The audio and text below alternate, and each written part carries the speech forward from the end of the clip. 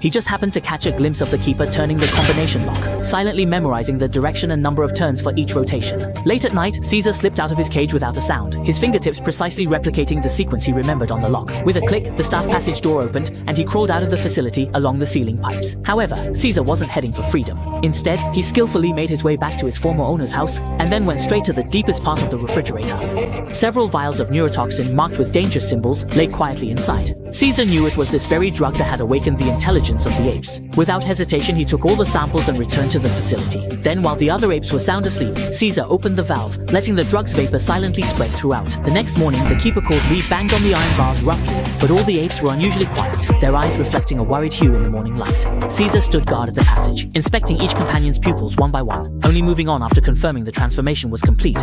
Only then did he allow them to step out of the gate. His own eyes had turned a deep, vivid green. Although the director noticed that the group of apes was unusually gathered together, he thought, what could a bunch of animals possibly do? He simply assumed it was due to the stifling heat. It wasn't until night fell, when the apes spontaneously lined up and returned to their cages in an orderly fashion, that the keeper, who was about to lock the doors, suddenly noticed that Caesar was still standing outside the cage. So he told another keeper to quickly get a gun and to shoot immediately if anything seemed off. While threatening Caesar with a stun baton, he called out to his colleague. In a flash, Caesar grabbed the crackling stun baton. The next second,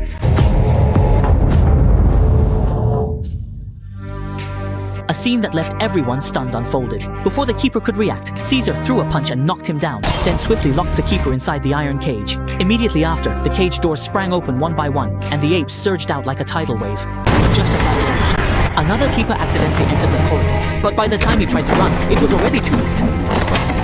There was no need for him to run. He was instantly dragged down the stairs by the apes. Just as the apes were about to beat him to death, Caesar let out a low growl to stop the violence. However, Caesar had no intention of letting him go either, and locked him in a cage as well. This strange turn of events happened to be seen by the awakened keeper through the surveillance cameras. He immediately grabbed a high-voltage baton and rushed over.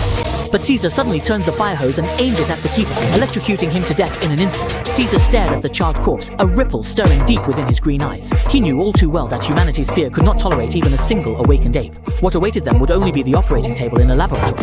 With a deep command, the apes smashed through the glass dome. Like a black flood, they surged toward the brightest lights of the city, beginning their wild dash toward destiny.